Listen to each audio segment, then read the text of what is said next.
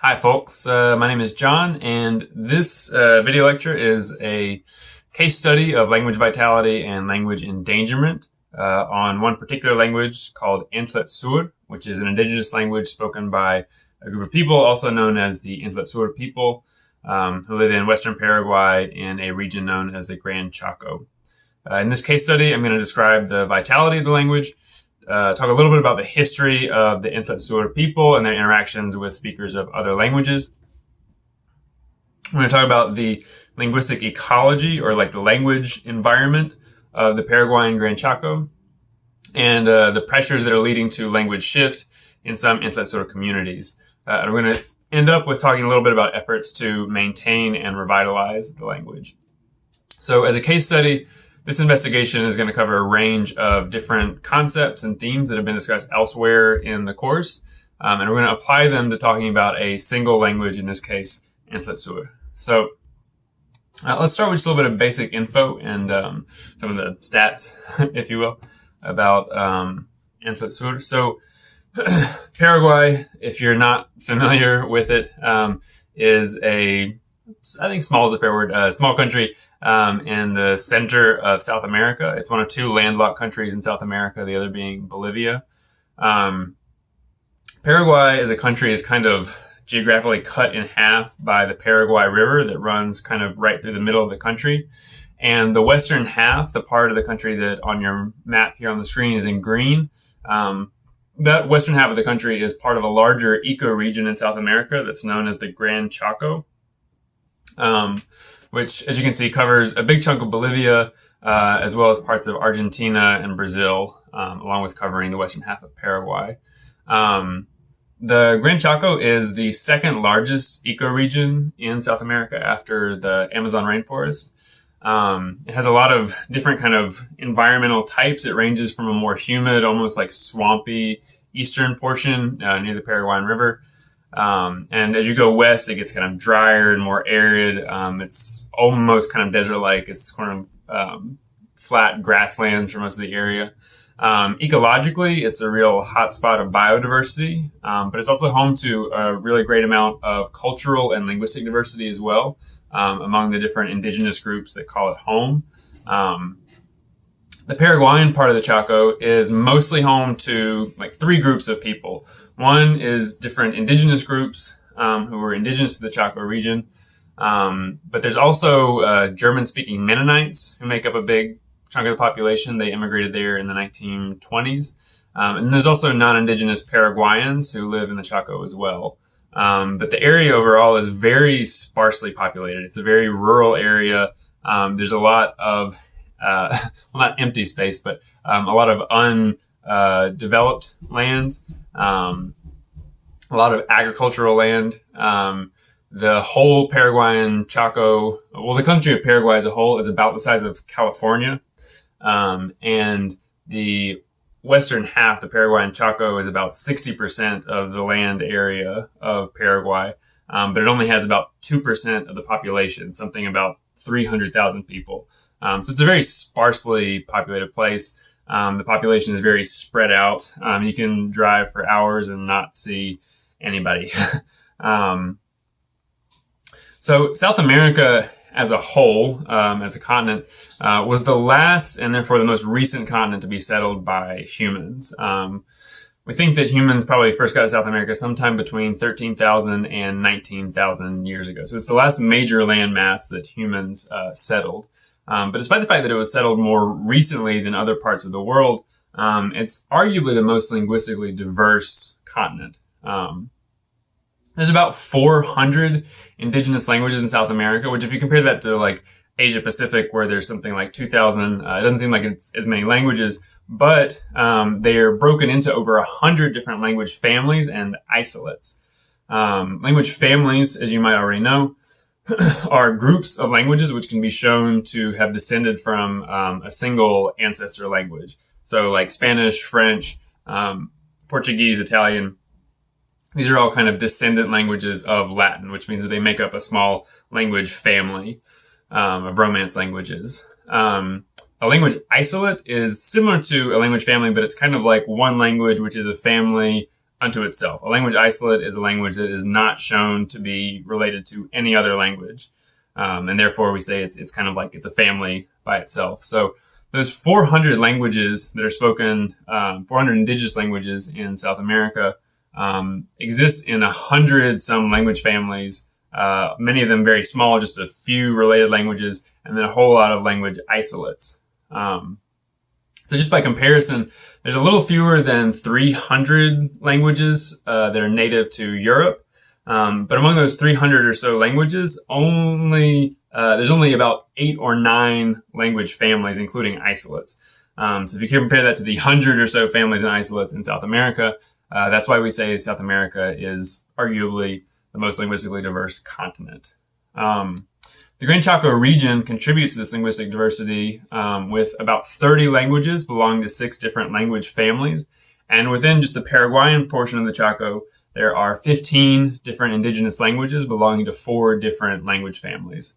And the indigenous languages in the Paraguayan Chaco have a big range of vitality. The largest language is a language called Nivaclé, which is spoken by almost 15,000 people, which doesn't maybe sound like a lot, but for an indigenous group in this part of the world, that's actually a very large population. Most of the indigenous groups have far, far fewer people. And those 15,000 Nivaclé in Paraguay, almost 100% of them speak the Nivaclé language. And you can compare that to languages which are in a much worse state. So another language in the Chaco is a language called Guaraní, which ethnically there's about 400 Guaraní people, but there's only 4 elderly women who speak the language at present. And therefore it's what we would call moribund, right? It's very close to being gone. As soon as the last few remaining speakers pass away, there will be no speakers left of that language, unless there's like a revitalization movement.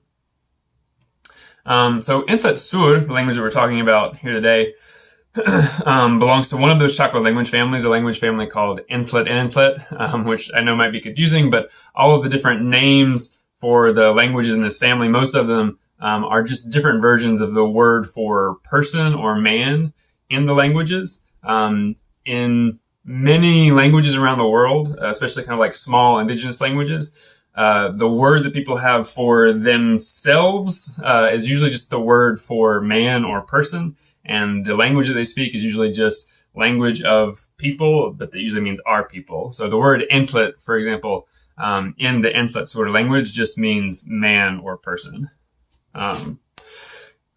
So there's in this larger Enlhet family that contains Enxet Sur, there are 6 languages that are spoken, and they range from very, strong, vigorous languages to languages that are moribund. But Enlhet Sur kind of sits in the middle of that spread.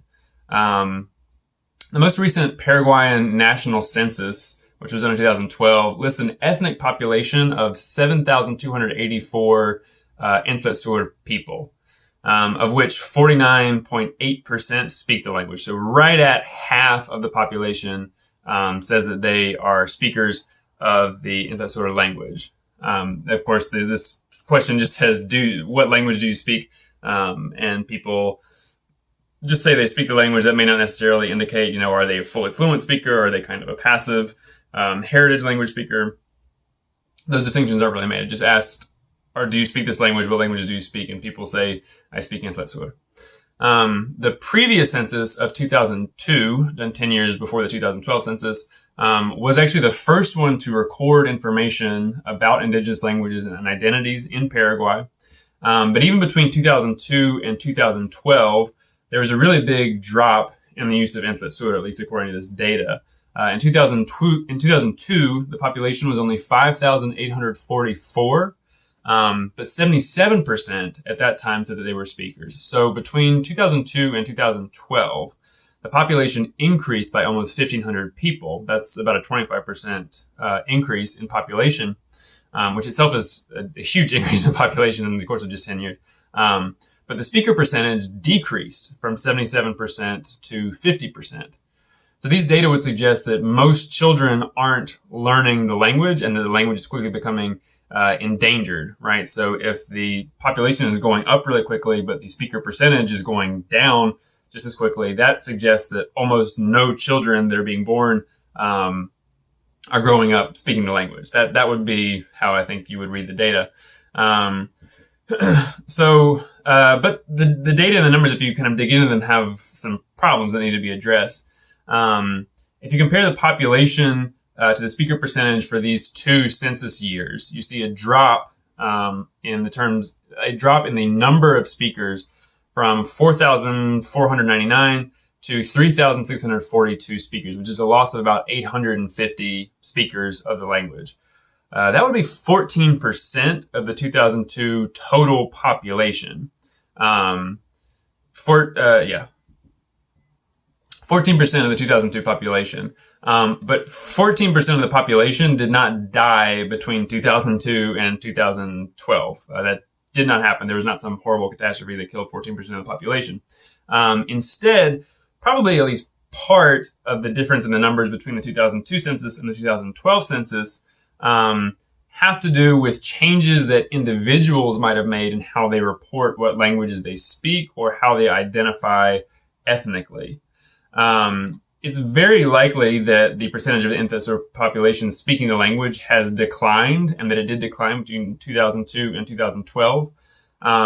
But the lower reported percentage could also be the product of one of two things. One is it could be the product of people identifying as Enxet Sur in the recent census who did not in the previous census. And second, it could also be the result of people who in 2002 said that they spoke the language, and then in 2012 said that they did not. Both of those would lead to either a rise in the population above what actually happened, or a decrease in the speaker number beyond what actually happened. The census itself actually changed the way that it asked some of these questions. So in 2002, there were 7 different Enlhet and Enlhet languages on the list that you could say that you spoke. And again, the names for all the languages are very similar. Some of them are actually kind of overlapping. And so some people might have been confused about what exactly it was that they were supposed to mark, how they were supposed to identify themselves as speakers, right? But it's also possible that the data collected changes over time because individuals have changed how they actually identify themselves and how they identify what languages they speak, either in terms of how they think about themselves, or in terms of what they want to represent to the government, right? So, saying what ethnicity you belong to might change over time, or what ethnicity you want to tell the government you are might change over time. And when you're dealing with a relatively small population, decisions among, a couple hundred people can make pretty big differences in terms of the percentage numbers of speakers that you have. And in fact, in the Enxet Sur community, people often tend to self-identify primarily just as indigenous, or indígena. They often don't really have like a super strong ethnic identity that says, I am Enxet Sur. That is my primary identity. Usually just indigenous actually kind of comes before that. And in a lot of places too, it's important to remember that indigenous people are not very well represented in the government. And second, that the data collection on indigenous languages in many countries, Paraguay included, is generally not very well funded. And it's kind of hard to follow strict, rigorous data collection methodologies because of that. So the changes in the population of the ethnic population and the percentage of speakers within that population, the fact that it changed so much between 2002 and 2012 could be the result of a lot of factors, not just an actual change in the percentage of the population that speaks the language. Another issue too in counting here is dialectical variation. And the fact that Enxet Sur as an ethno-linguistic identity did not really exist until fairly recently, until probably sometime in the mid or even late-ish 20th century. Ethno-linguistic identity is a term you may have heard before in ethno-linguistic group. When we talk about an ethno-linguistic identity, we're referring to a subjective feeling that people have about belonging or affiliation with a social group that's defined in terms of common ethnic ancestry or also a common language variety that people share. So again, your membership in an ethnic group is something that is not like, predetermined. It's not something that like at birth you definitely are something. It has to do in part with how people identify and how other people, it has to do with how individuals identify themselves and how other people in the community might identify you as an individual. So for the Enlhet Sur, the ancestors of the Enlhet Sur lived before the early 20th century. They lived in smaller, essentially nomadic groups. There were no settled Enlhet Sur communities before the early 20th century. And people identified with these small groups that they moved around with, not really with a larger ethnic entity so much. Each of these groups probably had their own unique dialects, and they probably made up a dialect chain. There's a lot of fluidity between different varieties of the language that they spoke. But over the course of the changes that happened due to colonization, which I'll talk about here in a minute, these small groups got settled and reorganized, and their languages and their identities over time changed to fit a new social reality where instead of having a bunch of small groups moving around, you had a couple of more settled, larger populations that were not moving around. So there's different views of who is and is not part of Enlhet Sur as a group, and people often have kind of complex and even sometimes conflicting views about their own identity in this group. Enlhet Sur as an ethno-linguistic identity is not maintained or enforced by the existence of some political entity, like a tribal government, right? In the United States, most indigenous communities have some kind of tribal government that the government of the U.S. recognizes as like some kind of sovereign entity, right? There's nothing like that really for Enlhet Sur communities. There's no tribal role or anything like that. The closest thing to an official cohesion of the Enlhet Sur people is in fact just this question on the Paraguayan census. That's about as official as it's ever been. And so the categories that exist that people can identify with are fluid, and they kind of always have been. So that fluidity and the range of identity is also realized in the language and the dialectical variation within what people consider to be the Enlhet Sur language. There's a lot of linguistic research that needs to be done still on these languages, but it appears that there's as much grammatical variation between different dialects of Enlhet Sur as there is between Enlhet Sur and other languages, quote unquote, within the broader Enlhet and Enlhet language family. So it's important to keep in mind that labeling languages and people based on their ethnic identity is almost always somewhat of an oversimplification, and that the facts on the ground can be quite complex, especially if the identities and the languages themselves have historically been very fluid, like they have been in this case with Enlhet Sur. So I want to give a little bit of historical background. The recorded history of the Gran Chaco region and of the Enlhet Sur in particular does not go back very far at all. Enlhet Sur people particularly maybe goes back to about the late 19th century. And there's really not a lot that we know about them before then. There's obviously oral history within the community, but even that doesn't really go much beyond the late 19th century either.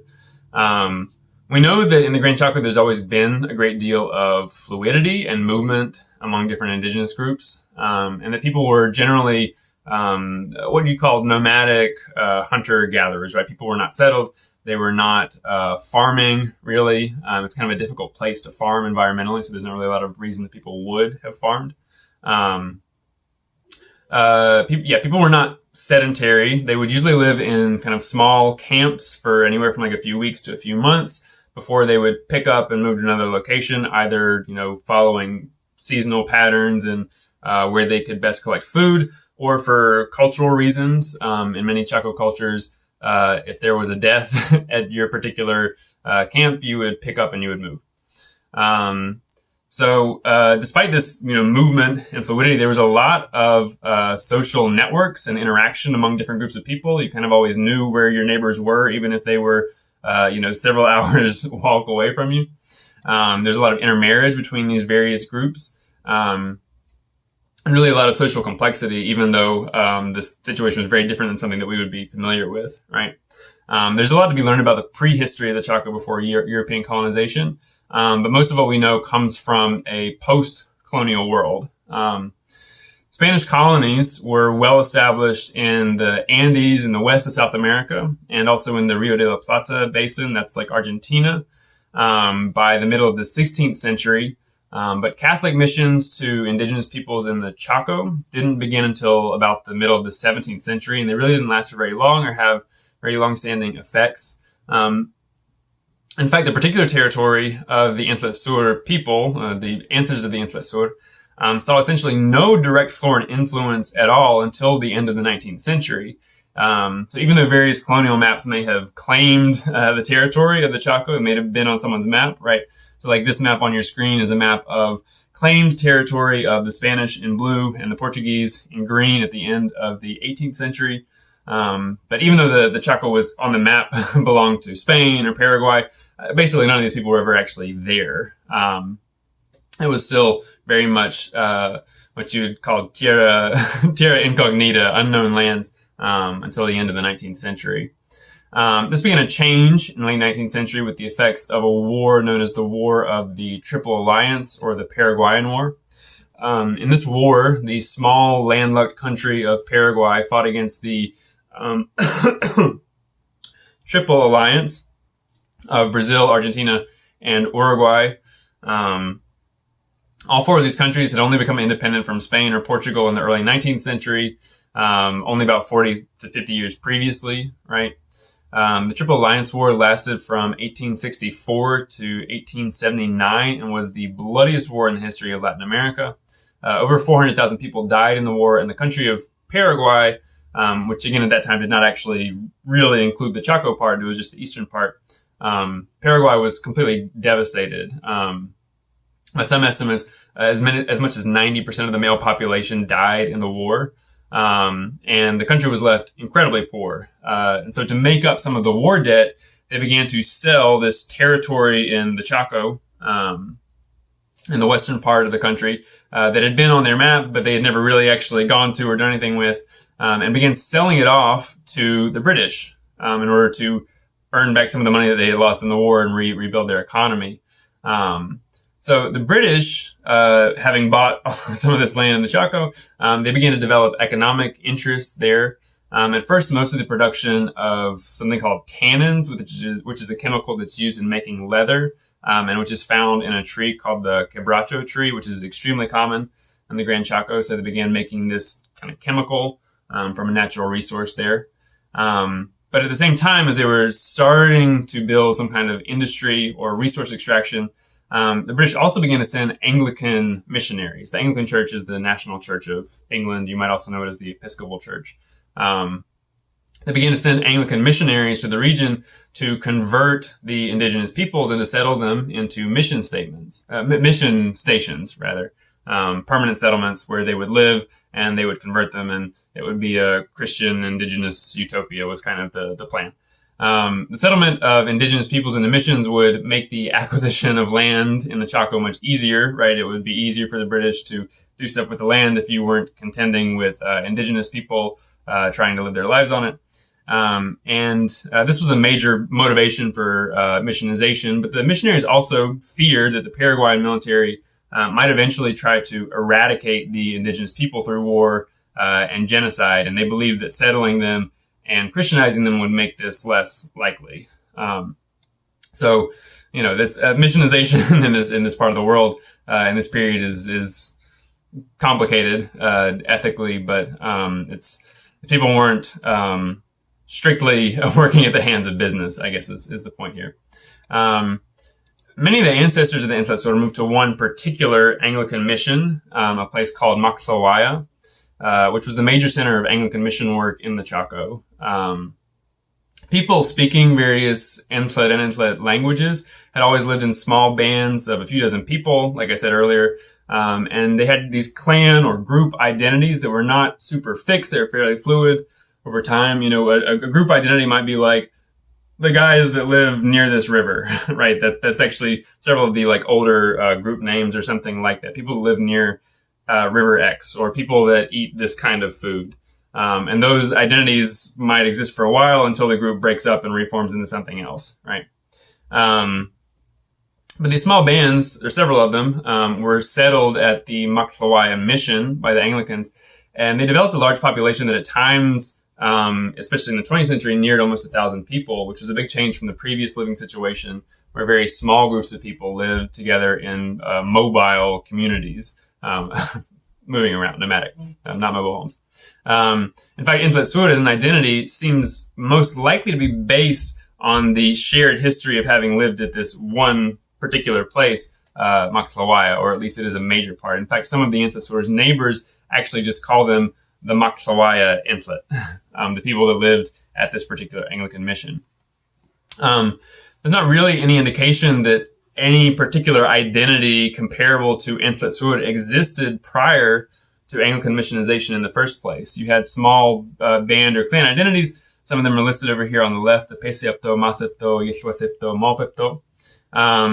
And all of these groups eventually kind of coalesced over the course of the 20th century with this shared history living in or around Anglican missions. Eventually they kind of all coalesce into a single Enxet Sur unit, a single Enxet Sur ethno-linguistic identity. Now, not all of the people, all of the ancestors of the people who today call themselves Enxet Sur moved to the Anglican missions. Many of them stayed living in the forests of the lower Chaco, but in the early 20th century, cattle ranching started to take over huge swaths of land in this region, right?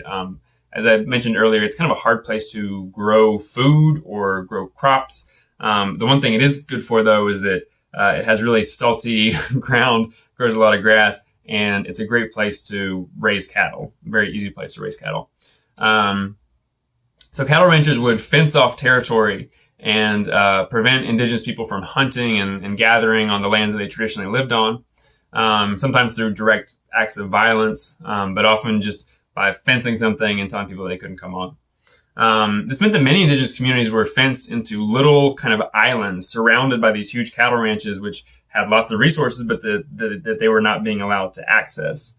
In some extreme cases, like the community, one particular one called Sahoyamashla, or this community, Yacle the communities were literally forced to live on the side of the road. There were roads that were built to access the cattle ranches, and some of these communities were actually forced to live basically like in ditches on the side of the road, and really obvious human rights abuses. Some of those communities have successfully gotten their land back, but over time, a lot of Enlhet men, whether they were living in these kind of makeshift communities on the edges of cattle ranches, or if they were living in the missions, the Anglican missions, they would get seasonal work on these cattle ranches to bring some cash into the local economy, right? So that was the first major introduction of kind of the Paraguayan cash economy into these indigenous Enlhet Sur communities. And still today, what little material wealth exists in these communities is largely gained through work in ranching and farming for non-indigenous landowners. So for much of the 20th century, the Enlhet Sur, having had most of their traditional lands taken over for cattle ranching, lived, as I said, either on these Anglican mission lands or in makeshift communities on the edges of ranches. But this situation changed somewhat in the 1980s when there was a major land campaign that was headed by the Anglican Church to purchase several new large areas of land to build new Enlhet Sur communities. Followed later on by legal campaigns to attempt to force some of the cattle ranchers to return some of the lands that were traditionally held by some of these Enlhet Sur groups. That land campaign bought up a lot of land actually to the west, outside of the traditional kind of territories of the ancestors of the Enlhet Sur, and led to the creation of what are now the largest Enlhet Sur communities, especially three communities called Armonía, El Estribo, and La Herencia. And the early settlers in these communities came from the mission station at Nivaclé, right? That place that I said was the kind of center of the Enlhet Sur world for most of the 20th century. But by the 1980s, Nivaclé had really gotten very much overcrowded, and people were very ready to move to these new lands and set up new communities there. These communities are now the center of the Enlhet Sur population, although in many ways, since many of them were seeded by settlers from the Nivaclé mission, Nivaclé kind of remains the cultural center of the Enlhet Sur population. And people often travel back and forth between the communities in the west and Maclawaya in the east, especially for special events at the old church in Maclawaya. So in the 21st century, the population is growing really rapidly, and there are attempts to continue to buy more land, but the population is really often in a very precarious position. Enlhet Sur people earn very little money, and they're largely often supported by government-subsidized food programs, which very often give them access only to like low-quality meat, rice, flour, oil, processed meat, and even that is often fairly unreliable.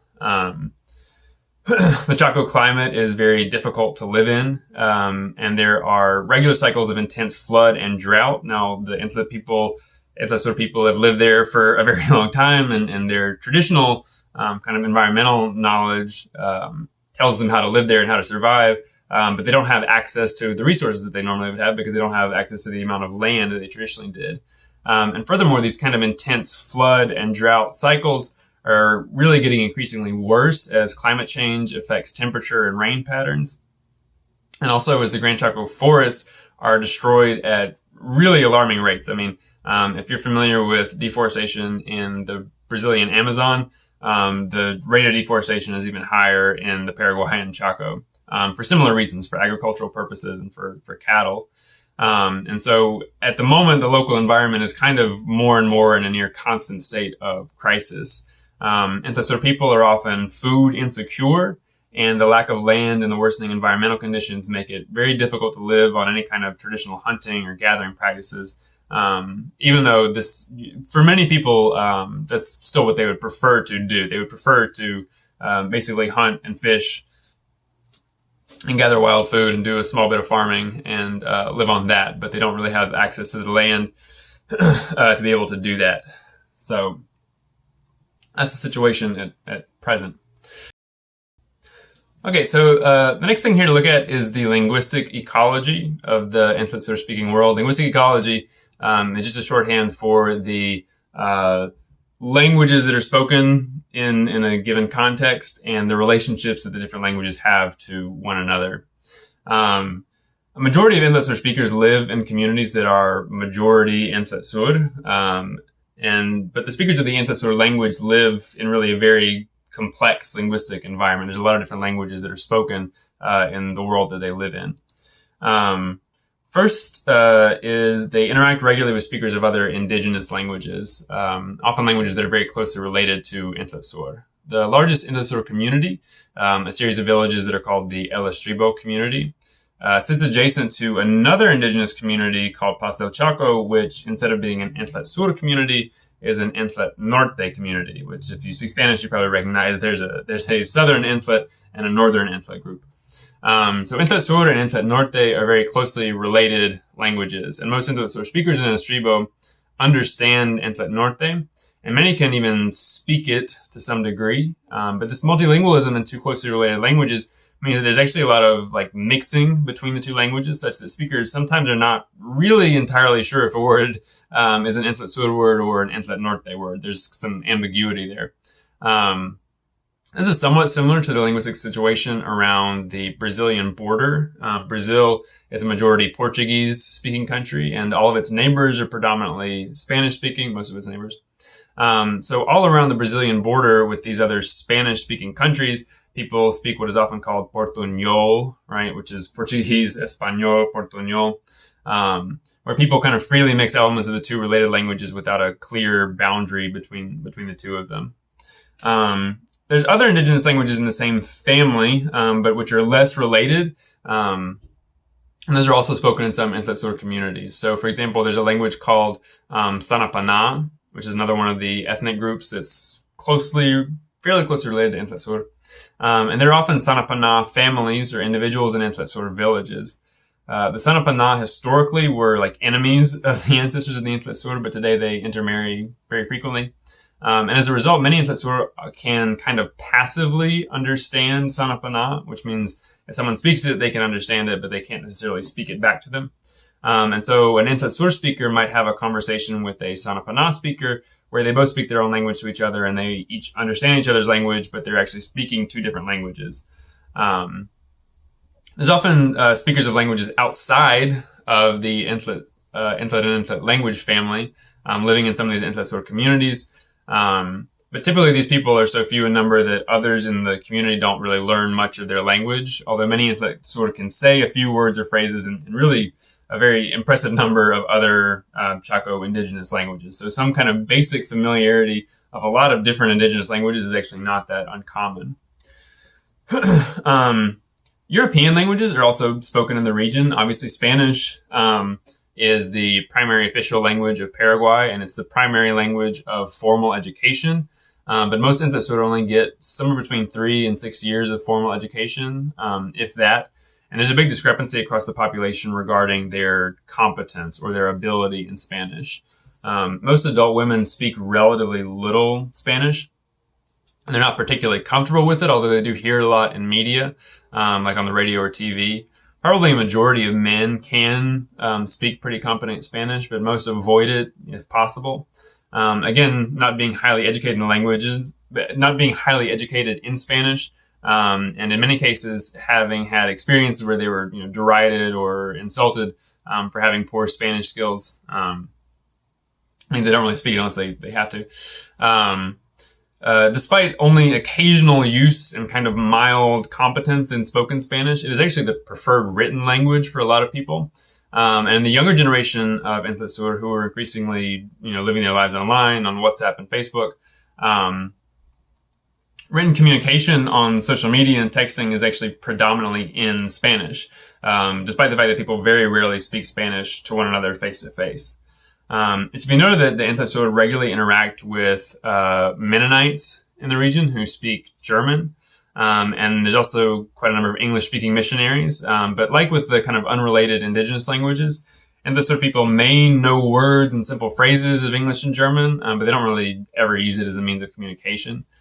Generally, when they deal with Mennonites, for example, as they often do in the workforce when they're working in agriculture, they mostly use Spanish since it's mostly men who get jobs working with the Mennonites. And it's men and not women who have a functional need to be able to speak some Spanish. That's kind of why most men speak Spanish and speak some Spanish, and women don't really very often. However, the most important language in all of this, most important non-indigenous language in Enlhet Sur and the linguistic ecology of Enlhet Sur speakers is a language called Guaraní, which is the second official language of Paraguay. Guaraní is, in a way, an indigenous language. Enlhet Sur people don't think of it as an indigenous language, but in a way it is because it belongs to the Tupi-Guarani language family, which is indigenous to South America. It was not brought over from Europe like Spanish or German was. However, Guaraní is an unusual indigenous language in the Americas in that the majority of its speakers are not indigenous peoples belonging to indigenous groups or ethnicities, but instead Paraguay, like a lot of countries in Latin America, has a mestizo majority. Mestizo meaning people who have both European and indigenous American ancestry, which is a product of the particular cultural interactions that occurred during colonization by the Spanish. Unlike most other countries where mestizos ended up speaking Spanish, right, which is basically any other Spanish-speaking country in Latin America, the mestizos of Paraguay actually ended up speaking predominantly Guaraní, which is the indigenous language of the region of what is now modern eastern Paraguay. There's kind of like an oversimplified, romanticized version of Paraguayan history that the Spanish is the father language and Guaraní is the mother language. And most people are, to some degree or another, bilingual in both languages, although there's more people that speak just Guaraní than there are people who speak just Spanish. In many rural areas, people speak predominantly and sometimes only Guaraní. And Spanish is really more like a prestige language. People who are kind of like wealthier, who live in the capital of the country, they oftentimes only speak Spanish. They don't speak Guaraní. But in most kind of like working class or rural people in most of the country, they speak usually Guaraní in their day-to-day lives. Because the Enlhet Sur have been interacting with the Paraguayan economy for almost a century now, to some degree or another, but they generally don't get access to education where they might learn and use more Spanish. They've always had a high degree of exposure to and interaction with Guaraní, and the vast majority of the population speaks it. It is, in a way, the quote-unquote killer language of much of the Chaco, in the sense that small indigenous languages in the Chaco mostly lose speakers to Guarani and not to Spanish. The 50% of the modern Enxet Sur population that say they do not speak Enxet Sur are mostly monolingual speakers of Guarani. They only speak Guarani. And probably almost the entire population of Enxet Sur speakers are bilingual. They almost all can speak Guarani very fluently. Speakers very often shift back and forth between the two languages in daily conversation. Again, almost the entire population, especially any younger people, any kids, they're growing up bilingual in both of these languages, Enxet Sur and Guarani.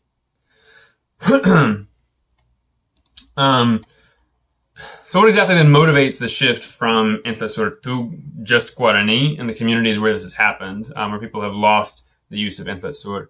In talking about language endangerment and its causes, we typically make this kind of distinction between physical and cultural dangers.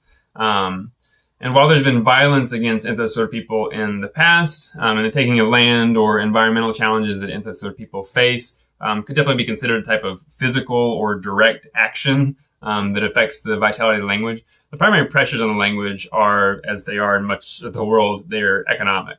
The limited access to land and natural resources has slowly, over the course of the last century, pushed more and more Enxet to interact with the Paraguayan cash economy, working in factories on the banks of the Paraguayan River or on the cattle ranches of the Chaco. And these economic pull factors mean that people have to speak Guarani to function in the local economy and to make a living. Familiarity with Guarani and a belief that speaking Guarani is more useful in the local economy has led to the severing of intergenerational transmission of Enxet Sur in a lot of communities. But there's an important comparison to be made, however, between Enxet Sur and their linguistic neighbors, the Enlhet Norte.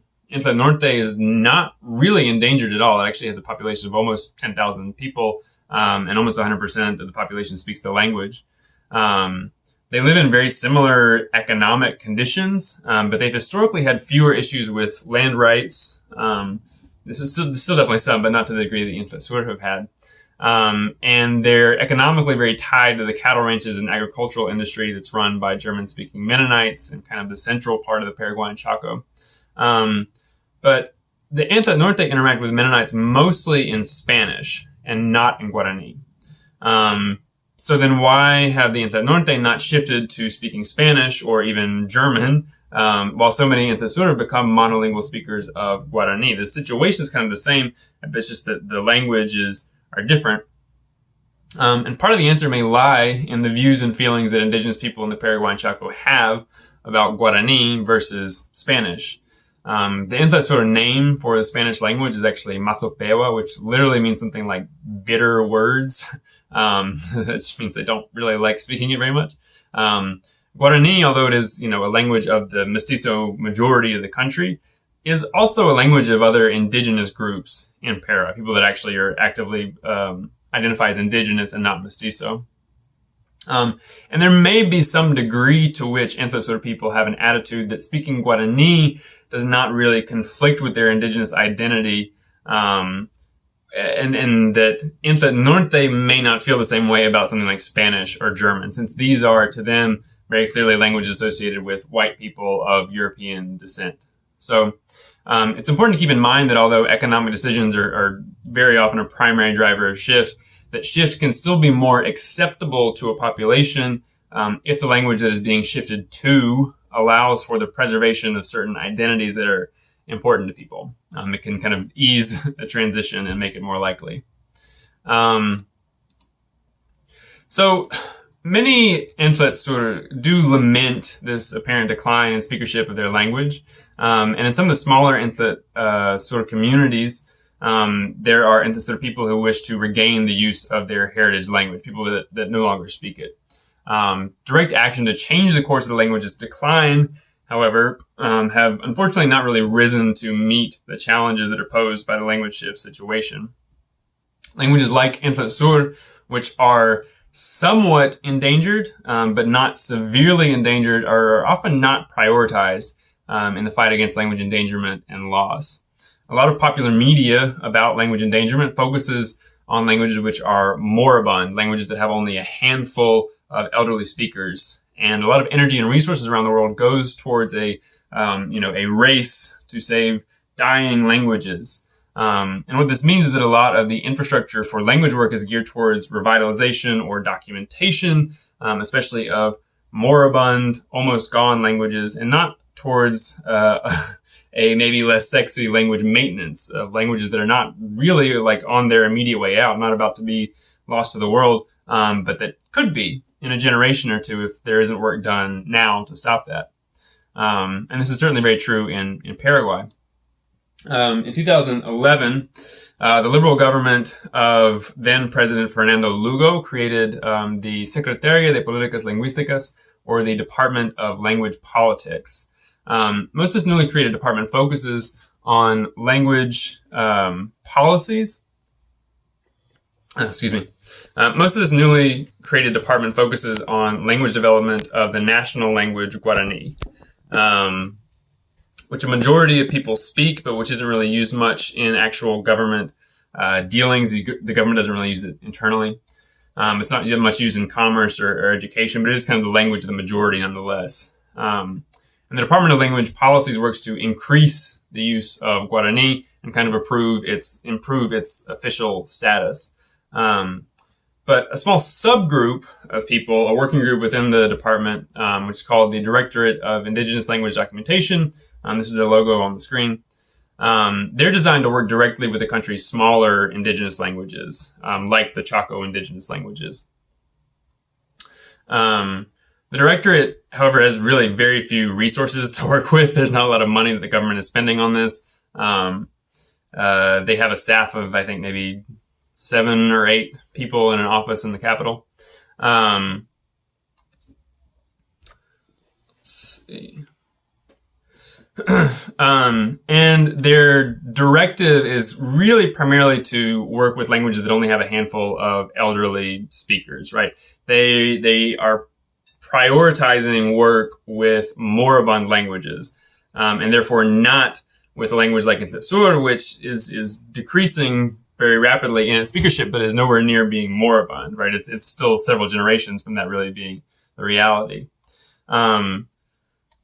So you have smaller, more endangered languages that get prioritized for outside attention, right? The government's attention, the governmental resources that are being spent on language revitalization or documentation.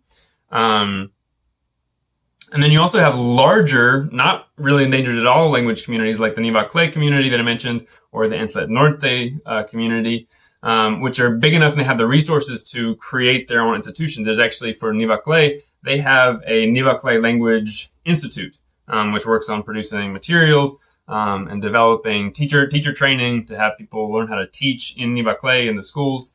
So you have, extremely moribund and endangered and getting support from the government for documentation resources. And you have large, not really endangered at all, that are big enough to support their own community maintenance projects.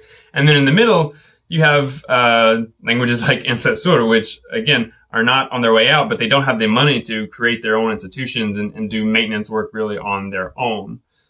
So this middle ground can leave you with even less resources than if you were less vigorous, or if you were more endangered in a way. So there is some degree of documentation work on Enxet Sur. One particular guy, Timothy Curtis, is a longtime missionary to the Enxet Sur, and he's headed a very large Bible translation project. And he's spent decades creating an Enxet Sur dictionary, but it's not something that's like generally available. There's people that have it, but it's an interesting question what use someone has for a dictionary that they a dictionary in a language that they don't actually write in. As I said, Enxet Sur people generally write in Spanish, not in Enxet Sur. My own doctoral research involves making recordings of Enxet Sur speakers and using this data to write a grammatical description of the language. Both of these two things are important tools for language documentation, for recording information about the language, but they're not really particularly meaningful for language maintenance, for keeping people speaking the language. language maintenance involves not only direct language work activities, things like making books in the language or teaching, training teachers to teach in the language, but also working for activities like building capacity in communities, right? Allowing people to make jobs in their own communities that will keep them from having to go outside of the community to make money. It requires really changes to socioeconomic situations that would allow Enxet Sur communities to be more self-sustaining. And that ultimately is kind of the problem. You can do language documentation work, but it doesn't necessarily actually help people continue to speak the language. It doesn't change some of the underlying economic or political reasons that people might have for wanting to shift and not spread their language to their children. So in conclusion, there's kind of like three points about Enxet Sur that we can kind of take to a broader understanding of language endangerment. The first is that defining and identifying languages is even more difficult than just the process of trying to figure out something like mutual intelligibility, right? It can be difficult because ethno-linguistic identities themselves, the way that people identify with, the way they identify what language they speak, the way that they think about themselves in relation to other people, can be very fluid and it can change over time. Another is that many languages like Enxet Sur might be endangered, but they're not highly endangered.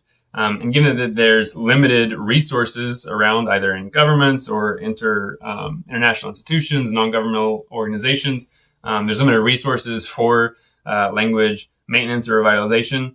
If you're not super endangered, sometimes you're not really getting any money, but you don't have the resources internally to support your own kind of grassroots maintenance operations.